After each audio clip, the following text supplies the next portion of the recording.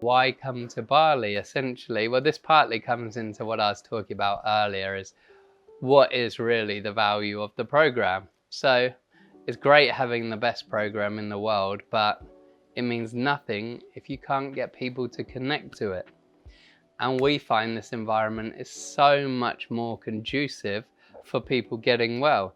It's not, a rickety hospital with some metal sides that come up in London or in Melbourne or Sydney or New York. It's not got some sterile fluorescent lighting all the way down and white hallways. It's nature, it's connection. In fact, there are studies that have shown if you go out into nature for 25 minutes a day, it reduces things like anxiety, it reduces depression, it reduces other things. And we're surrounded by nature. It's an environment that people want to commit more to. It's an environment that people enjoy more. It puts them more at ease. It puts them more calm. It makes them happier, which all ties into their engagement in the program. So if you have the right environment, the right staffing, then people will engage in the program better. Or more the opposite, the wrong environment will turn people off.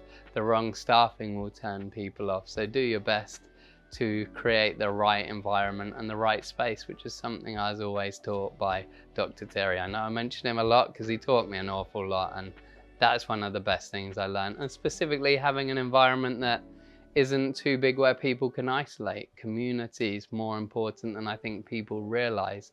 Having a space where people are connected, or people feel comfortable, people can jump in the pool or relax or sit or read a book or sit in the aircon, it's just normal. It's just a bunch of people sat around having a meal on a night time on a beautiful tropical island, surrounded by green, surrounded by nature, surrounded by wood, calm, peaceful.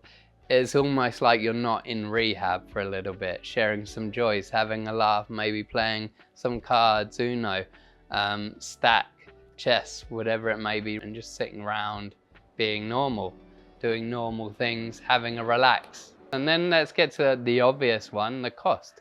We have pretty much 40 staff that treat, at the minute, 6 or 7 people. And you can't imagine, or perhaps you can, having the cost of that in New York, in Perth, and the cost of a facility this size in Perth, what that would do to the overall price. That's without the aftercare. It just shoots the price right up and right up because the costs are higher. They have to be passed on. That's just clever business sense. Otherwise you go broke and then no one gets treated. And, it's just an obvious side effect that it enables us to keep the costs down and enables us to pass that on to people.